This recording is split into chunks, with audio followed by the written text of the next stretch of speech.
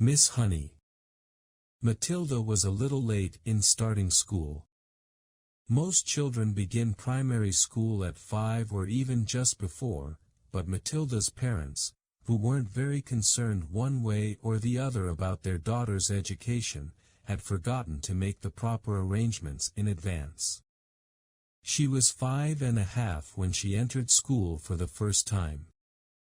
The village school for younger children was a bleak brick building called Cruncham Hall Primary School. It had about 250 pupils aged from 5 to just under 12 years old.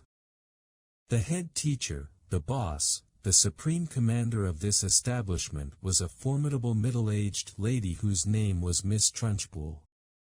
Naturally Matilda was put in the bottom class, where there were 18 other small boys and girls about the same age as her.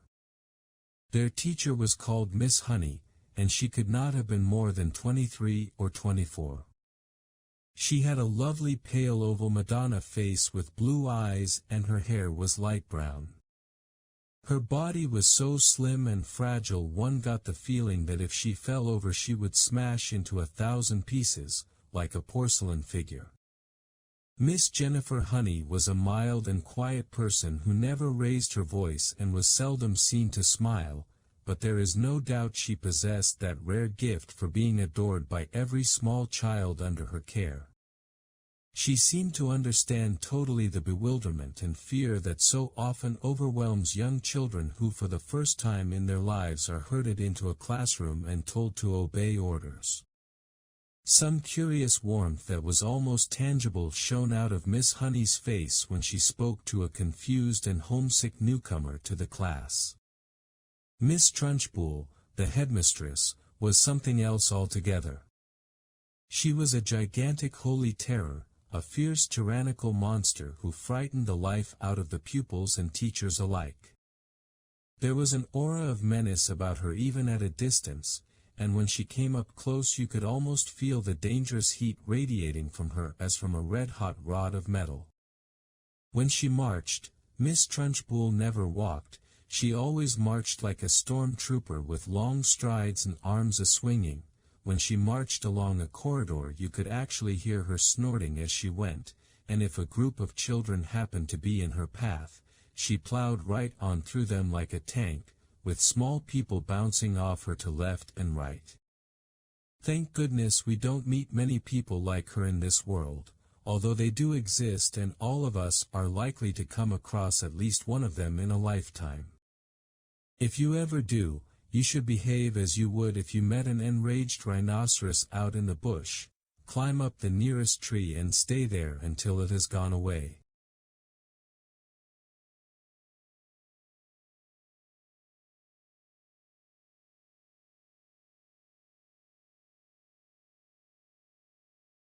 This woman, in all her eccentricities and in her appearance, is almost impossible to describe, but I shall make some attempt to do so a little later on. Let us leave her for the moment and go back to Matilda and her first day in Miss Honey's class. After the usual business of going through all the names of the children, Miss Honey handed out a brand new exercise book to each pupil. "You have all brought your own pencils, I hope," she said. "Yes, Miss Honey," they chanted. "Good. Now this is the very first day of school for each one of you. It is the beginning of at least 11 long years of schooling that all of you are going to have to go through. And 6 of those years will be spent right here at Cruncham Hall where, as you know, your headmistress is Miss Trunchbull. Let me for your own good tell you something about Miss Trunchbull. She insists upon strict discipline throughout the school, and if you take my advice you will do your very best to behave yourselves in her presence. Never argue with her. Never answer her back. Always do as she says. If you get on the wrong side of Miss Trunchbull she can liquidize you like a carrot in a kitchen blender. It's nothing to laugh about, Lavender. Take that grin off your face. All of you will be wise to remember that Miss Trunchbull deals very, very severely with anyone who gets out of line in this school. Have you got the message? Yes, Miss Honey, chirped 18 eager little voices. I myself, Miss Honey went on, want to help you to learn as much as possible while you are in this class. That is because I know it will make things easier for you later on. For example, by the end of this week I shall expect every one of you to know the 2 times table by heart. And in a year's time I hope you will know all the multiplication tables up to 12. It will help you enormously if you do. Now then, do any of you happen to have learnt the 2 times table already? Matilda put up her hand. She was the only one. Miss Honey looked carefully at the tiny girl with dark hair and a round serious face sitting in the second row. Wonderful, she said. Please stand up and recite as much of it as you can. Matilda stood up and began to say the 2 times table. When she got to twice 12 is 24 she didn't stop. She went right on with twice 13 is 26, twice 14 is 28, twice 15 is 30, twice 16 is... Stop! Miss Honey said. She had been listening slightly spellbound to this smooth recital, and now she said, How far can you go? How far? Matilda said. Well, I don't really know, Miss Honey. For quite a long way, I think. Miss Honey took a few moments to let this curious statement sink in. You mean, she said, that you could tell me what 2 times 28 is? Yes, Miss Honey. What is it? 56, Miss Honey. What about something much harder, like 2 times 487? Could you tell me that? I think so, yes, Matilda said. Are you sure? Why yes, Miss Honey, I'm fairly sure. What is it then, 2 times 487? 974, Matilda said immediately. She spoke quietly and politely and without any sign of showing off. Miss Honey gazed at Matilda with absolute amazement, but when next she spoke she kept her voice level. That is really splendid, she said. But of course multiplying by 2 is a lot easier than some of the bigger numbers. What about the other multiplication tables? Do you know any of those? I think so, Miss Honey. I think I do. Which ones, Matilda? How far have you got? I don't quite know, Matilda said. I don't know what you mean. What I mean is, do you for instance know the 3 times table? Yes, Miss Honey. And the 4 times? Yes, Miss Honey. Well, how many do you know, Matilda? Do you know all the way up to the 12 times table? Yes, Miss Honey. What are 12 sevens? 84, Matilda said. Miss Honey paused and leaned back in her chair behind the plain table that stood in the middle of the floor in front of the class. She was considerably shaken by this exchange but took care not to show it. She had never come across a 5-year-old before, or indeed a 10-year-old, who could multiply with such facility. I hope the rest of you are listening to this, she said to the class. Matilda is a very lucky girl. She has wonderful parents who have already taught her to multiply lots of numbers. Was it your mother, Matilda, who taught you? No, Miss Honey, it wasn't. You must have a great father then. He must be a brilliant teacher. No, Miss Honey, Matilda said quietly. My father did not teach me. You mean you taught yourself? I don't quite know, Matilda said truthfully. It's just that I don't find it very difficult to multiply one number by another. Miss Honey took a deep breath and let it out slowly. She looked again at the small girl with bright eyes standing beside her desk, so sensible and solemn. You say you don't find it difficult to multiply one number by another, Miss Honey said. Could you try to explain that a little bit? Oh dear, Matilda said. I'm not really sure. Miss Honey waited. The class was silent, all listening. For instance, Miss Honey said, if I asked you to multiply 14 by 19. No, that's too difficult. It's 266, Matilda said softly. Miss Honey stared at her. Then she picked up a pencil and quickly worked out the sum on a piece of paper. What did you say it was? She said, looking up. 266, Matilda said. Miss Honey put down her pencil and removed her spectacles and began to polish the lenses with a piece of tissue. The class remained quiet, watching her and waiting for what was coming next. Matilda was still standing up beside her desk. Now tell me, Matilda, Miss Honey said, still polishing, try to tell me exactly what goes on inside your head when you get a multiplication like that to do. You obviously have to work it out in some way, but you seem able to arrive at the answer almost instantly. Take the one you've just done, 14 multiplied by 19. I simply put the 14 down in my head and multiply it by 19, Matilda said. I'm afraid I don't know how else to explain it. I've always said to myself that if a little pocket calculator can do it, why shouldn't I? Why not indeed, Miss Honey said.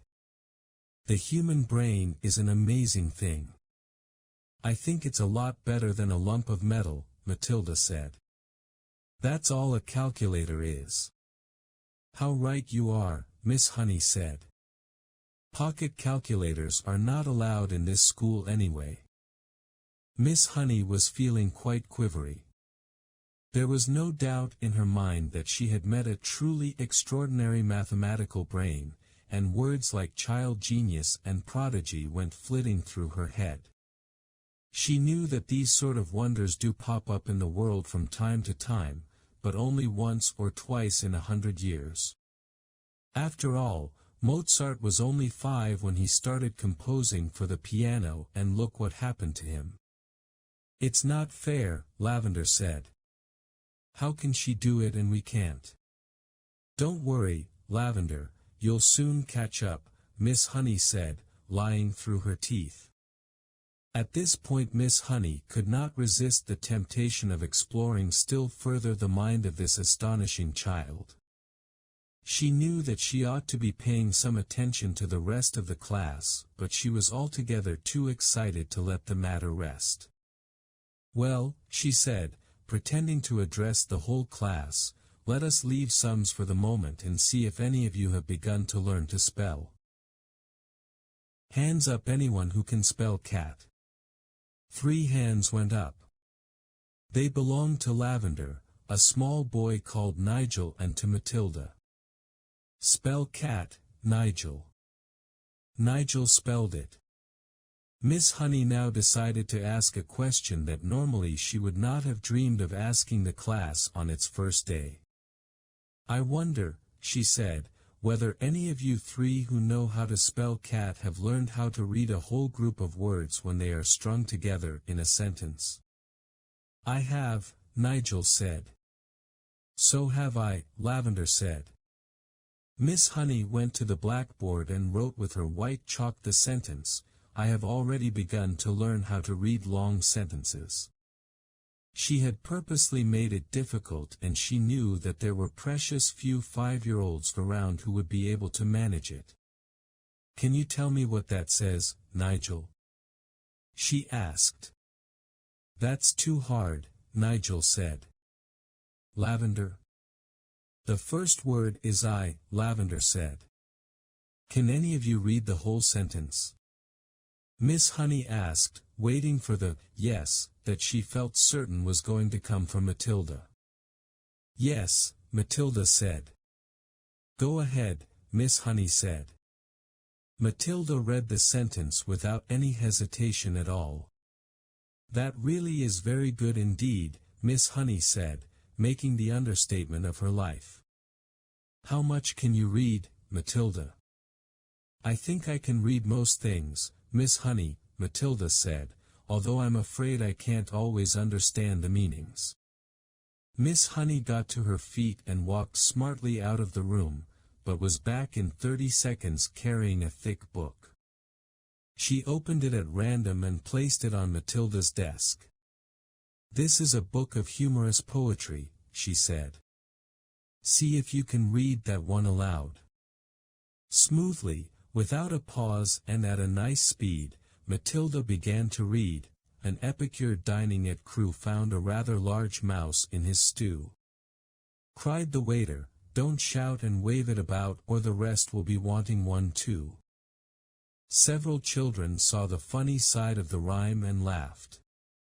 Miss Honey said, do you know what an epicure is, Matilda? It is someone who is dainty with his eating, Matilda said. That is correct, Miss Honey said. And do you happen to know what that particular type of poetry is called? It's called a limerick, Matilda said. That's a lovely one. It's so funny. It's a famous one, Miss Honey said, picking up the book and returning to her table in front of the class. A witty limerick is very hard to write, she added. They look easy but they most certainly are not. I know, Matilda said.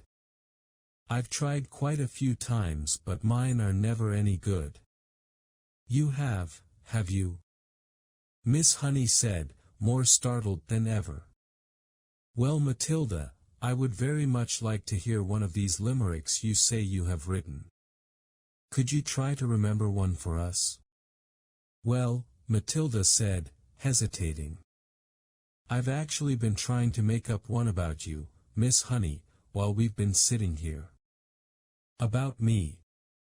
Miss Honey cried. Well, we've certainly got to hear that one, haven't we? I don't think I want to say it, Miss Honey. Please tell it, Miss Honey said. I promise I won't mind. I think you will, Miss Honey, because I have to use your first name to make things rhyme and that's why I don't want to say it. How do you know my first name? Miss Honey asked. I heard another teacher calling you by it just before we came in, Matilda said. She called you Jenny. I insist upon hearing this limerick, Miss Honey said, smiling one of her rare smiles. Stand up and recite it. Reluctantly Matilda stood up and very slowly, very nervously, she recited her limerick. The thing we all ask about Jenny is, surely there cannot be many young girls in the place with so lovely a face. The answer to that is, not any. The whole of Miss Honey's pale and pleasant face blushed a brilliant scarlet. Then once again she smiled. It was a much broader one this time, a smile of pure pleasure. Why, thank you, Matilda, she said, still smiling. Although it is not true, it is really a very good limerick. Oh dear, I must try to remember that one. From the third row of desks, Lavender said, it's good. I like it. It's true as well, a small boy called Rupert said. Of course it's true, Nigel said. Already the whole class had begun to warm towards Miss Honey, although as yet she had hardly taken any notice of any of them except Matilda. Who taught you to read, Matilda? Miss Honey asked. I just sort of taught myself, Miss Honey. And have you read any books all by yourself, any children's books, I mean? I've read all the ones that are in the public library in the High Street, Miss Honey. And did you like them? I liked some of them very much indeed, Matilda said, but I thought others were fairly dull. Tell me one that you liked. I liked The Lion, the Witch and the Wardrobe, Matilda said. I think Mr. C.S. Lewis is a very good writer. But he has one failing. There are no funny bits in his books. You are right there, Miss Honey said. There aren't many funny bits in Mr. Tolkien either, Matilda said. Do you think that all children's books ought to have funny bits in them? Miss Honey asked. I do, Matilda said. Children are not so serious as grown-ups and they love to laugh. Miss Honey was astounded by the wisdom of this tiny girl. She said, And what are you going to do now that you've read all the children's books? I am reading other books, Matilda said. I borrow them from the library. Mrs. Phelps is very kind to me. She helps me to choose them. Miss Honey was leaning far forward over her work table and gazing in wonder at the child. She had completely forgotten now about the rest of the class. What other books? She murmured. I am very fond of Charles Dickens, Matilda said. He makes me laugh a lot. Especially Mr. Pickwick. At that moment the bell in the corridor sounded for the end of class.